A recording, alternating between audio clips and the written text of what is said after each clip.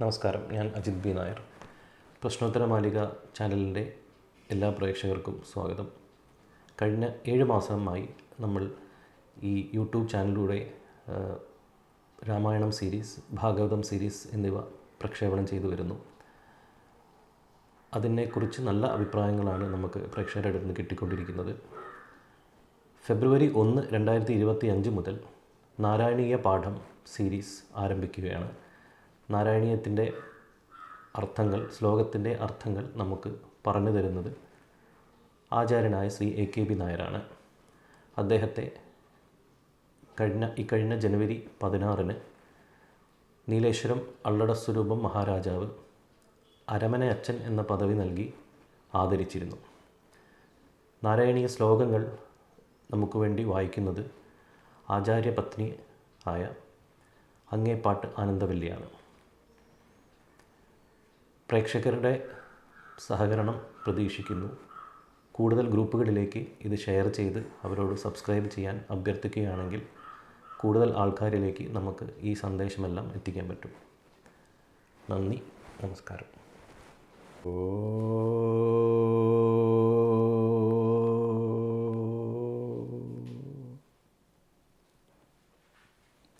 നമസ്തേ. പ്രശ്നോത്തര മാലിക 7 മാസത്തോളമായി നടന്നു വരുന്നു. രാമായണം, ഭാഗവതം, അതിലെ സംഭവങ്ങൾ, അതിൽ അവ്യക്തമായത് വ്യക്തമാക്കി അതുപോലെ സംശയങ്ങൾ ദൂരീകരിച്ചും കൊണ്ടുള്ള ഒരു രീതിയിലാണിത് ഇതുവരെ നടന്നു വന്നത്. ഈ ഫെബ്രുവരി 1 മുതൽ നാരായണീയ പാഠം എന്ന ശീർഷകത്തിൽ നാരായണീയത്തിലെ ശ്ലോകങ്ങളെപ്പറ്റി ഒരു പഠനം നടത്തുക എന്നുള്ളതാണ്.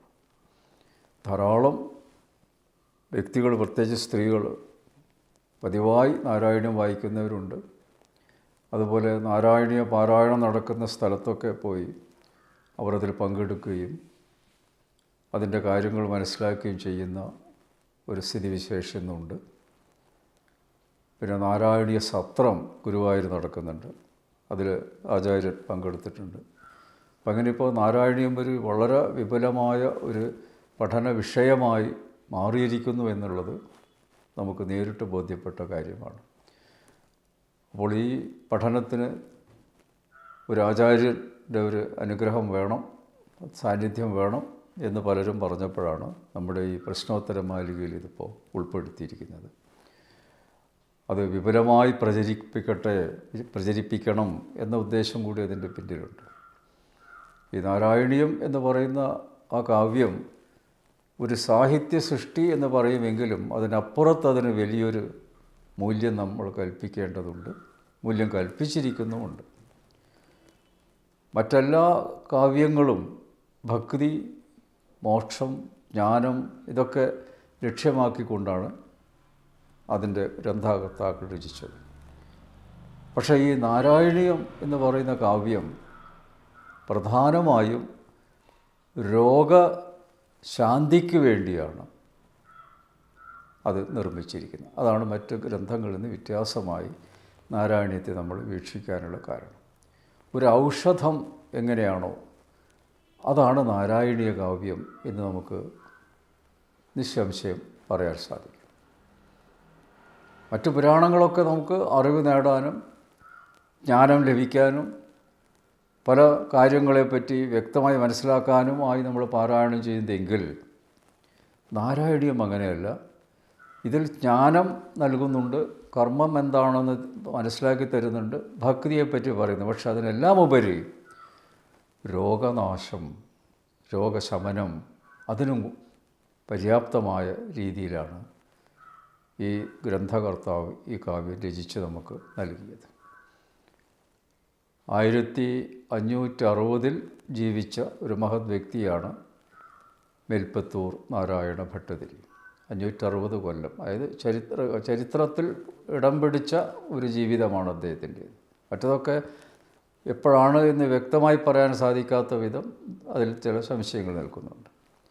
പക്ഷേ മേൽപ്പത്തൂർ ഭട്ടതിരി അത് സംശയരഹിതമായി ആ കാലഘട്ടത്തെ ഈ ഗ്രന്ഥത്തിൽ തന്നെ രേഖപ്പെടുത്തിയിട്ടുണ്ട്. അപ്പം അതിൽ നിന്ന് നമുക്ക് മനസ്സിലാക്കാൻ സാധിച്ചത് 1560 AD അദ്ദേഹത്തിൻ്റെ ജനനവും. ആ ജനിച്ചതിന് ശേഷം അദ്ദേഹം ധാരാളം സംസ്കൃത ഗ്രന്ഥങ്ങൾ രചിക്കുകയും അത് കേരളീയർക്ക് മാത്രമല്ല സംസ്കൃത പ്രേമികൾക്കൊക്കെ ഉപകാരപ്രദമായൊരു ഗ്രന്ഥങ്ങളായി മാറുകയും ചെയ്തിരിക്കുന്നു. അപ്പോൾ നമ്മൾ ആ നാരായണീയത്തെപ്പറ്റി പഠിക്കുന്നതിന് മുമ്പായിട്ട് നാരായണീയ ഗ്രന്ഥത്തിൻ്റെ രചയിതാവിനെ പറ്റി നമ്മൾ മനസ്സിലാക്കണം. എപ്പോഴും ഒരു ഗ്രന്ഥം പഠനം പൂർത്തിയാകുന്നത് അത് എഴുതിയ വ്യക്തിയെപ്പറ്റി സൂക്ഷ്മമായി മനസ്സിലാക്കിയിട്ടാണ്. അത് സാഹിത്യമായാലും മറ്റേത് ലേഖനമായാലും ആദ്യം ഇത്തരം ഈ രീതിയിലൊരു ഗ്രന്ഥം എഴുതാനുള്ള ആ ഒരു യോഗ്യത ആ ഗ്രന്ഥകർത്താവിനുണ്ടോ, അല്ലെങ്കിൽ അദ്ദേഹം ഏത് സാഹചര്യത്തിലാണ് ഇത് എഴുതിയിരിക്കുന്നത്, അദ്ദേഹത്തിൻ്റെ ജീവിതം എങ്ങനെയായിരുന്നു, ഒരു കവിയുടെ ജീവിതവും കൂടി നമ്മൾ വിശകലനം ചെയ്യേണ്ടതാണ്. എങ്കിലേ അദ്ദേഹത്തിൻ്റെ സൃഷ്ടിയെ നമുക്ക് പൂർണ്ണമായിട്ടും അംഗീകരിക്കുവാനോ അല്ലെങ്കിൽ അതിനെ ചില വിമർശനങ്ങൾ ഉയർത്താനോ ഒക്കെ നമുക്ക് സാധിക്കുകയുള്ളൂ. അത് നമ്മുടെ സംസ്കൃത സാഹിത്യത്തിൽ അത് വളരെ പ്രധാനമായിട്ടാണ് പറയുന്നത്. ഋഷിപ്രോക്തങ്ങളാണല്ലോ അവയ്ക്ക്. ഒരു ഋഷി പോലെ ജീവിച്ചിരിക്കുന്ന വ്യക്തിയാണ് ഒരു രചന നടത്തിയിട്ടുണ്ടെങ്കിൽ അത് തീർച്ചയായും നമുക്ക് സ്വീകരിക്കാൻ പറ്റും. അപ്പോൾ ഇവിടെ മേൽപ്പത്തൂർ നാരായണ ഭട്ടതിരി ആരായിരുന്നു? അദ്ദേഹത്തിൻ്റെ പേരിൽ തന്നെ നമുക്ക് മനസ്സിലാക്കാൻ പറ്റും ബ്രാഹ്മണ കുടുംബത്തിലാണ് അദ്ദേഹം ജനിച്ചത് എന്നത്. പിന്നെ അദ്ദേഹത്തെ വ്യത്യസ്തനാക്കുന്ന ഘടകങ്ങൾ എന്തൊക്കെയാണ്? അദ്ദേഹം ജനിച്ച ആ കുടുംബം പണ്ഡിതന്മാരുടെ ഒരു കുടുംബമായിരുന്നു. അദ്ദേഹത്തിൻ്റെ അച്ഛൻ മഹാപണ്ഡിതനായിരുന്നു, മാതൃദത്തൻ ഭട്ടതിരി. അതുപോലെ അദ്ദേഹത്തിൻ്റെ അമ്മ തൃശ്ശൂരുള്ള പയ്യൂർ ഭട്ടതിരി കുടുംബത്തിൽ പണ്ഡിതന്മാരുടെ കുടുംബത്തിലാണ് അമ്മയും ജനിച്ചിരിക്കുന്നത്. അങ്ങനെ അമ്മ വഴിയും അച്ഛൻ വഴിയും പണ്ഡിതന്മാരുടെ പാരമ്പര്യമാണ് അദ്ദേഹത്തിന് ലഭിച്ചിരിക്കുന്നത്. അത് വളരെ അപൂർവമായിട്ട് ലഭിക്കുന്ന ഒരു മഹാഭാഗ്യമാണ്. അദ്ദേഹത്തിൻ്റെ ജന്മസ്ഥലം എവിടെയാണ് എന്ന് നമ്മൾ ആദ്യം മനസ്സിലാക്കണം. അദ്ദേഹത്തിൻ്റെ ഇല്ലപ്പേര് മേൽപുത്തൂർ എന്നാണ്. മേൽപുത്തൂർ എന്ന് തന്നെ പറയും, മേൽപ്പത്തൂരല്ല, മേൽപുത്തൂർ. ഉപരി, മേൽ എന്ന് പറഞ്ഞാൽ ഉപരി എന്നാണ്. പുത്തൂർ എന്ന് പറഞ്ഞാൽ പുതിയ ഊര്, നവഗ്രാമം. അതാണ് മേൽപുത്തൂർ എന്ന് പറയാൻ കാരണം. സംസ്കൃതത്തിൽ ഉപരി നവഗ്രാമം എന്ന് തന്നെ അദ്ദേഹം പറഞ്ഞിരിക്കുന്നു. അപ്പോൾ അതുകൊണ്ട് സ്ഥലപ്പേരിന് യാതൊരു കൺഫ്യൂഷനും ഇല്ല. മേൽപുത്തൂർ എന്നാണ്. അത് വായിക്കുന്നവരൊക്കെ അതിൻ്റെ പ്രൊനൗൺസ് ചെയ്യുന്ന ഇത് വ്യക്തമാക്കണമെന്നത്. മേൽപുത്തൂർ, മേൽപ്പത്തൂരല്ല എന്ന കാര്യം പ്രത്യേകം ശ്രദ്ധിക്കുക. അദ്ദേഹത്തിൻ്റെ നാരായണൻ എന്നാണ് അദ്ദേഹത്തിൻ്റെ പേര്. ചെറുപ്പത്തിൽ തന്നെ അദ്ദേഹം ആ കുടുംബ സാഹചര്യം അനുസരിച്ചുകൊണ്ട് വേദങ്ങളും വേദാന്തങ്ങളും അതുപോലെ സംസ്കൃത സാഹിത്യത്തിലൊക്കെ പഠനം നടത്തി നിപുണനായാൻ സാധിച്ചു. അച്ഛനിൽ നിന്ന് തന്നെയാണ് വേദാന്തം ഒക്കെ അദ്ദേഹം മനസ്സിലാക്കിയത്. വേദങ്ങളെപ്പറ്റി ഒരു ഓദിക്കനിൽ നിന്നാണ് അദ്ദേഹം പഠനം നടത്തിയത്. അതുപോലെ മറ്റുള്ള പല വിഷയങ്ങളും അതിനുള്ള ആചാര്യന്മാരിൽ നിന്ന്, അദ്ദേഹത്തിൻ്റെ സഹോദരനും ഒരു ആചാര്യസ്ഥാനീയനായിരുന്നു, ദാമോദരൻ എന്നാണ് അദ്ദേഹത്തിൻ്റെ പേര്. പുരാണങ്ങളും ഇതിഹാസങ്ങളുമൊക്കെ അദ്ദേഹം അവരിൽ നിന്ന് മനസ്സിലാക്കുകയാണ് ചെയ്തത്. പിന്നെ വ്യാകരണം, സംസ്കൃത വ്യാകരണം അദ്ദേഹം പഠിച്ചത് അച്യുത പിഷാരടി എന്ന ഗുരുവിൽ നിന്നാണ്. അദ്ദേഹം അന്ന് ആ സംസ്കൃത ഭാഷയിൽ അതിനിപുണനായിരുന്നു, വിദഗ്ധനായിരുന്നു എന്നാണ് നമുക്ക് മനസ്സിലാക്കാൻ സാധിക്കുന്നത്. അപ്പോൾ അങ്ങനെ ഈ വിദ്യാഭ്യാസം വളരെ നല്ല രീതിയിൽ അദ്ദേഹത്തിന് ലഭിച്ചു.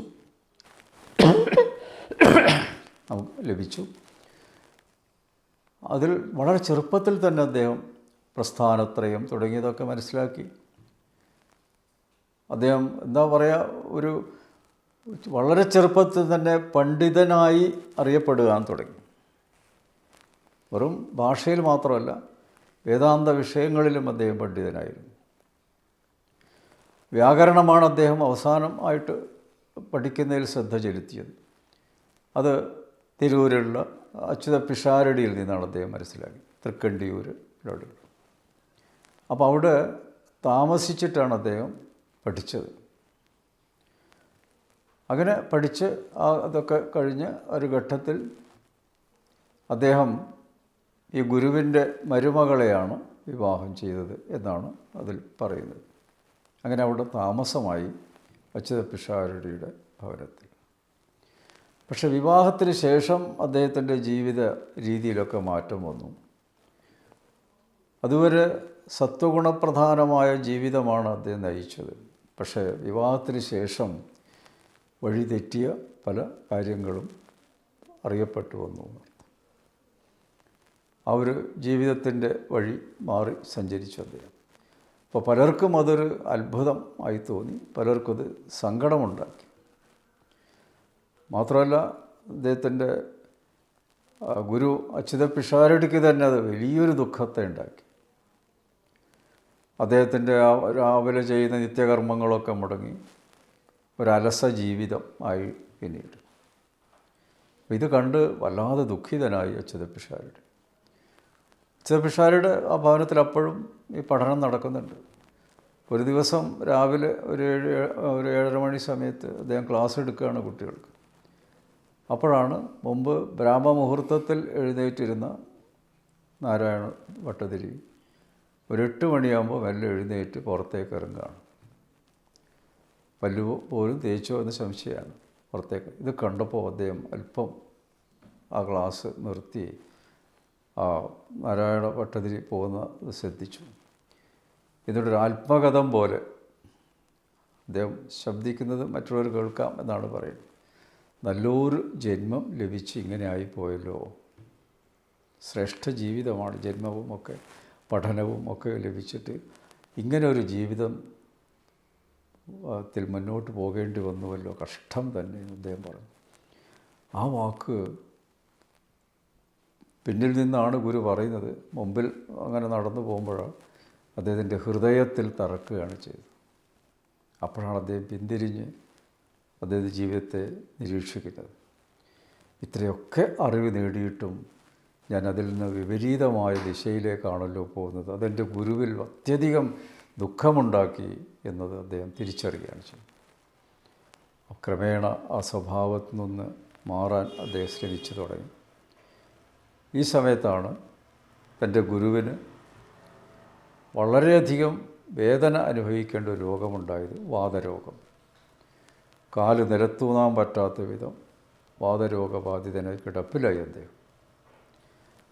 അപ്പോഴാണ് ജ്യോതിഷ പണ്ഡിതന്മാരോട് എന്താണ് ഇതിന് കാരണം എന്നന്വേഷിച്ചപ്പോൾ പൂർവ്വജന്മത്തിൽ ചില പാപങ്ങൾ ചെയ്തിട്ടുണ്ടെങ്കിൽ അത് പരിഹാരം ചെയ്യണം, ഇല്ലെങ്കിൽ ഈ രോഗം മാറില്ല. മാത്രമല്ല കർമ്മവിഭാഗ പ്രായശ്ചിത്തം എന്നത് ചെയ്യുക തന്നെ വേണം. അതിനങ്ങനെയാണ് പറയുക, കർമ്മവിഭാഗ പ്രായശ്ചിത്തം. ജീവിതത്തിൽ അറിയാതെയോ അറിഞ്ഞോ തെറ്റ് ചെയ്തു പോയിട്ടുണ്ടെങ്കിൽ അത് ആ ജീവിതത്തിന് പരിഹരിക്കാം. അതിന് കർമ്മവിഭാഗ പ്രായശ്ചിത്തം വിധിച്ചിട്ടുണ്ട്. അത് ഓരോ തെറ്റുകൾ എത്രയാണോ അതിൻ്റെ ഗൗരവമനുസരിച്ച്. പക്ഷെ ഇതിപ്പോൾ അദ്ദേഹം പാണ്ഡിത്യം നേടിയിട്ടും അജ്ഞാനിയെപ്പോലെ ഉള്ള ജീവിതമാണല്ലോ നയിച്ചത്. അപ്പോൾ എന്തോ പൂർവ്വജന്മത്തിൽ കാര്യമായ ദോഷം പാപം ചെയ്തിട്ടുണ്ട്. അപ്പോൾ അതിന് ഒരു ദാനം ചെയ്യണം. അതിന് ചിലവരത് ഛായാദാനം എന്ന് പറയും. പൂർണ്ണമായും തന്നെ ദാനം ചെയ്യുക, തൻ്റെ രോഗമടക്കം. പക്ഷെ അത് ഏറ്റുവാങ്ങാൻ ഉത്തമ ബ്രാഹ്മണൻ വേണം. അത് ദിവസവും ആ സന്ധ്യാവന്ദനാദികൾ കൃത്യസമയത്ത് ചെയ്യുന്ന, എപ്പോഴും ഈശ്വര വിചാരം മാത്രമുള്ള ഒരു ബ്രാഹ്മണ ശ്രേഷ്ഠന് വേണം ഇത് ദാനം ചെയ്യാനായിട്ട്. അത് പൊതുവെ അത്തരം ആളുകൾ ഏത് കാലത്തും കുറവായിരിക്കുമല്ലോ. അപ്പോൾ അദ്ദേഹം അങ്ങനെ അത് ആരെയാണ് കണ്ടെത്താൻ സാധിക്കുക എന്നിങ്ങനെ വിഷമിച്ചിരിക്കുമ്പോഴാണ് നമ്മുടെ ഭട്ടതിരി, നാരായണ ഭട്ടതിരി തൻ്റെ ഗുരുവിൻ്റെ വിഷമം മനസ്സിലാക്കുന്നത്.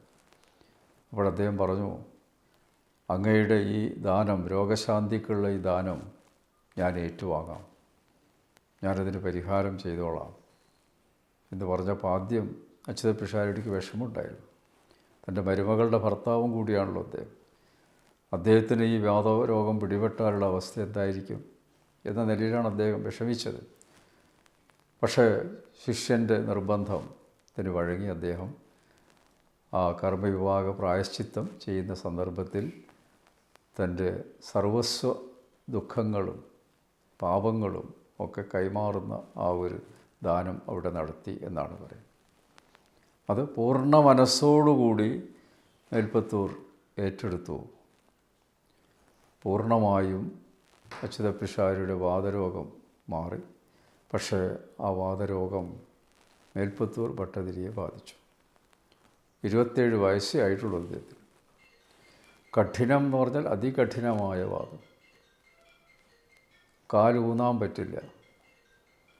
അങ്ങനെ ചെറുപ്പത്തിൽ തന്നെ ഒരു വാർദ്ധക്യാവസ്ഥയിലേക്ക് എത്തിയ ഒരവസ്ഥ വന്നു മേൽപ്പത്തൂരിൽ. ഈ രോഗത്തിൽ നിന്ന് വിമുക്തി നേടാൻ പല പ്രശസ്തരായ വൈദ്യന്മാരെയും അദ്ദേഹം പോയി കണ്ടുവെങ്കിലും അവരൊക്കെ കൈയൊഴിയാണ് ചെയ്തത്. ഇത് പൂർവജന്മ പാപത്തിൽ നിന്നുണ്ടായ ഒരു രോഗമാണ്, അതിൽ പ്രതിവിധിയില്ല എന്നുള്ളതാണ് അവർ പറഞ്ഞത്.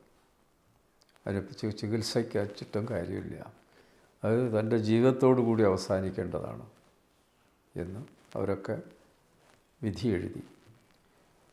അങ്ങനെ അദ്ദേഹം ദുഃഖിതനായിരിക്കുമ്പോഴാണ് അദ്ദേഹത്തിന് അറിയുന്ന ഒരു മഹത് വ്യക്തി വാതാലയേശനായ ഗുരുവായൂരപ്പനെ ഭജനിരിക്കാൻ പറഞ്ഞു. വായുദേവൻ ആണ് വാദത്തിൻ്റെ അധിപൻ എന്ന നിലക്കാണ്. വാതാലയേശൻ വായുവും കൂടിയിട്ടാണല്ലോ അവിടെ പ്രതിഷ്ഠിച്ചത്. അപ്പോൾ ആ നിലയിൽ ആ വാതാലയേശനായ ഗുരുവായൂരപ്പന് ഭജനം ഇരുന്നോളൂ, തൻ്റെ ഈ വാതരോഗം മാറും എന്ന് പറഞ്ഞപ്പോൾ അതൊന്ന് പരീക്ഷിക്കാൻ അദ്ദേഹം തീരുമാനിച്ചു. അദ്ദേഹം തൻ്റെ മേൽപ്പത്തൂർ ഇപ്പോഴുള്ള ചന്ദനക്കാവ് ഉണ്ടല്ലോ, അവിടെയാണ് ഈ മേൽപ്പത്തൂരിൻ്റെ ഇല്ലം. ആ ചന്ദനക്കാവിൽ 18ഓളം മൂർത്തികളുള്ള ഒരു സ്ഥലമാണ്. ഇപ്പോഴത് വളരെ ഭംഗിയായിട്ടത് നിലനിർത്തി വരുന്നുണ്ട്. അവിടെയുള്ള വിശ്വക്ഷേത്രത്തിൽ 2 തവണ എനിക്കും പത്നിക്കും ഭാഗവത സപ്താഹം നടത്താനുള്ളൊരു ഭാഗ്യമുണ്ടായി. അപ്പോൾ അവിടെ ഇരുന്നു കൊണ്ട് ഭട്ടതിരിപ്പാടിൻ്റെ ജീവിതവും അതിൻ്റെ എന്നോട് ബന്ധപ്പെട്ട കാര്യങ്ങളൊക്കെ മനസ്സിലാക്കാൻ സാധിച്ചു എന്നുള്ളതാണ്. അപ്പോൾ ആ ചന്ദനക്കാവിൽ നിന്ന് അദ്ദേഹം തൻ്റെ അനുജൻ മാതൃദത്തനെയും കൂട്ടി, അദ്ദേഹത്തിനെ പിടിച്ചുകൊണ്ട് നടക്കാൻ പറ്റുള്ളൂ. അന്ന് ഇതുപോലുള്ള വാഹന സൗകര്യമില്ല ഗുരുവായൂരേക്ക്, നടക്കുക തന്നെ. പിന്നെ തോണി കയറി അപ്പോൾ അക്കരെ പോയി, അങ്ങനെ നടന്ന് എത്രയോ ദിവസങ്ങളെടുത്തു അദ്ദേഹം ഗുരുവായൂരിലെത്തി. അവിടെ എത്തിയ സമയത്ത് ഭട്ടതിരി ആരാണെന്ന് അവർക്കറിയാം, മഹാപണ്ഡിതനാണ് വന്നിരിക്കുന്നത്. ഉടനെ അദ്ദേഹത്തിന് ഭജനമിരിക്കാനുള്ള സൗകര്യം അമ്പലത്തിൽ ചെയ്തു. തെക്കേ വാതിൽ മാടത്തിൻ്റെ വടക്കേ അറ്റത്ത് അദ്ദേഹത്തിന് ചാരിയിരിക്കാൻ പാകത്തിൽ അവിടെ ഒരു സൗകര്യം ഏർപ്പെടുത്തി. എഴുതാനുള്ള ഓലയും സംഘടിപ്പിച്ചു. അവിടെ നിന്നിരുന്നാൽ നേരെ ഗുരുവായൂരപ്പൻ ആ ശ്രീകോവിലിൻ്റെ നട കാണാം. നട തുറന്നിരിക്കുമ്പോൾ ഇടയ്ക്കിടെ തൊഴുതുകൊണ്ടാണ് അദ്ദേഹം തൻ്റെ രചന ആരംഭിച്ചത്. പക്ഷെ അദ്ദേഹത്തിന് ഇരിക്കുമ്പോഴൊക്കെ വേദനയുണ്ട്. ആ വേദന ഇടയ്ക്കിടയ്ക്ക് ആ വേദന വരുമ്പോൾ ഗുരുവായൂരപ്പാന്ന് വിളിക്കുന്നുണ്ട്. മാത്രമല്ല തൻ്റെ കാവ്യത്തിൽ തന്നെ അത്തരം സന്ദർഭങ്ങൾ വരുമ്പോൾ ഗുരുവായൂരപ്പനോട് സങ്കടം പറയുന്ന ഭാഗങ്ങളുമുണ്ട്. എന്താണ് എനിക്ക് ഇങ്ങനെ ഒരു വിധി അങ്ങ് കൽപ്പിച്ചത്? പൂർവ്വജന്മം ചെയ്ത ദുഷ്കൃതമാണെങ്കിൽ അങ്ങേക്കത് മാറ്റാലോ? അങ്ങല്ലേ സർവസ്വം, എല്ലാം അങ്ങേക്ക് സാധിക്കില്ലേ? ഇത് എത്ര ഭക്തന്മാരാണ് ഇതിലെ തൊഴുതു പോകുന്നത്, സന്തോഷത്തോടെ പോകുന്നു. അങ്ങ് എന്തേ എന്നെ ഈ രീതിയിലാക്കിയത്? എന്ത് തെറ്റ് ചെയ്താലും അങ്ങയിൽ സമർപ്പിച്ചാൽ അത് തിരുത്തുന്ന ആളല്ലേ, കാരുണ്യമൂർത്തിയല്ലേ, ഭക്തന്മാരുടെ ദാസദാസൻ എന്നങ്ങ് പറയാറുണ്ടല്ലോ. എന്തേ എന്നോട് കാരുണ്യം കാണിക്കാത്തത് എന്ന് ഓരോ ദശകം കഴിയുമ്പോഴും, മിക്ക ദശകം കഴിയുമ്പോഴും ഈ വേദനയോടുകൂടിയുള്ള വരികൾ അദ്ദേഹം സമർപ്പിച്ചിട്ടുണ്ട് ഭഗവാൻ. നാരായണീയം എല്ലാവരും നന്നായിട്ട് വായിച്ചു പോകും, പക്ഷെ അതിൻ്റെ അർത്ഥം മനസ്സിലാക്കി വായിക്കുന്നവർ വളരെ കുറവാണ്. അത് ധാരാളം അത്തരം വ്യക്തികൾ നമ്മുടെ ഇടയിലുണ്ട്. നല്ല ശ്രുതിമധുരമായിട്ട് പാരായണം ചെയ്യും, പക്ഷേ ഒരു ശ്ലോകത്തിൻ്റെ പൂർണ്ണമായ അർത്ഥം ചോദിച്ചാൽ അവർക്കറിയില്ല. പാരായണം ചെയ്തുകൊണ്ട് മാത്രം പോരാ, അവിടെ നമ്മൾ ഓരോരുത്തരും മെൽപ്പത്തൂരായി മാറണം. അവനവന് ഓരോരുത്തർക്കും ഓരോ വിഷമങ്ങളുണ്ടാവും. അദ്ദേഹത്തിന് വാതരോഗമാണെങ്കിൽ വേറെ വല്ല വിഷമം നമുക്കുണ്ടാവാം. അപ്പോൾ ആ ഒരു ഭാവത്തിലായിരിക്കണം അത് വായിക്കുന്നതും. അതിൽ മെൽപ്പത്തൂർ ഭഗവാനോട് സങ്കടം പറയുന്ന ഭാഗം വരുമ്പോൾ ഈ വായിക്കുന്നവർക്കും മനസ്സിൽ സങ്കടം വരണം. അത് വരണമെന്നുണ്ടെങ്കിൽ അർത്ഥം മനസ്സിലാക്കാതെ എങ്ങനെ വരാൻ പറ്റുമോ? അർത്ഥം മനസ്സിലാക്കുമ്പോഴാണ് മുഖത്ത് ഭാവം തെളിയുക. അപ്പോൾ ഈ ഒരു പശ്ചാത്തലത്തിൽ വേണം നമ്മുടെ നാരായണീയം പാരായണം ചെയ്ത് ശ്രദ്ധിക്കേണ്ടത്. അങ്ങനെ അദ്ദേഹം 100 ദശകം കാവ്യം എഴുതിയതിന് ശേഷം ആ 100ാമത്തെ ദശകം ഭഗവാന് സമർപ്പിക്കുന്ന സമയത്ത് അവിടെ ശ്രീലകത്ത് വേണുഗോപാല രൂപത്തിൽ പ്രത്യക്ഷപ്പെട്ടു. അദ്ദേഹത്തിന് ആ വാതരോഗം പൂർണ്ണമായും സുഖപ്പെടുത്തി എന്നാണ് അദ്ദേഹത്തിൻ്റെ ചരിത്രം. അപ്പോൾ ഓരോ ഭക്തനും ഈ പാരായണം ചെയ്യുമ്പോൾ ഭക്തയും ഈ ഒരു പശ്ചാത്തലം ഈ ഗ്രന്ഥത്തിനുണ്ടെന്ന് കൂടി മനസ്സിലാക്കണം. നാരായണീയം പാരായണം ഒരിക്കലും മത്സരമായിട്ട് എടുക്കരുത്. അത് വലിയൊരു തെറ്റാണ്. ഇത് പ്രൈസ് കിട്ടാനായിട്ട് ഉപയോഗിക്കേണ്ടതല്ല. നമ്മുടെ മനസ്സിൻ്റെ ദുഃഖം, അതുപോലെ ശരീര ദുഃഖം, അതുപോലെ സാമ്പത്തിക വിഷമങ്ങൾ, ഇതൊക്കെ മാറണമെന്നുണ്ടെങ്കിൽ അത് ഗുരുവായൂരപ്പനോട് മനസ്സ് തുറന്ന് പ്രാർത്ഥിക്കണം. അതിന് ഒരു ഔഷധം പോലെ, രോഗം മാറാനുള്ള ഒരു ഔഷധം പോലെ വേണം ഈ കാവ്യം ഭക്തന്മാർ കൈകാര്യം ചെയ്യാൻ. അത് ഒരു സന്തോഷത്തിൻ്റെ ഒരു അവസ്ഥയല്ല അവിടെ ഉണ്ടാകുന്നത്, സങ്കടത്തിൻ്റെ അവസ്ഥയാണ്. ആ ഒരു ഉള്ളുരുകിയിട്ടുള്ള പ്രാർത്ഥനയോടുകൂടി വേണം ഈ നാരായണീയം പാരായണം ചെയ്യാൻ. അപ്പം അതുകൊണ്ട് ഇതിൻ്റെ അർത്ഥങ്ങൾ മനസ്സിലാക്കി തരിക എന്നതാണ് ഈ നാരായണീയ പാഠത്തിലൂടെ ആചാര്യൻ ചെയ്യാൻ പോകുന്നത്. അടുത്ത എപ്പിസോഡിൽ പാരായണം ശ്ലോകങ്ങൾ ചൊല്ലുകയും അതോടൊപ്പം അതിൻ്റെ അർത്ഥങ്ങൾ പറഞ്ഞു തരികയും ചെയ്യും. എല്ലാവർക്കും നമസ്തേ.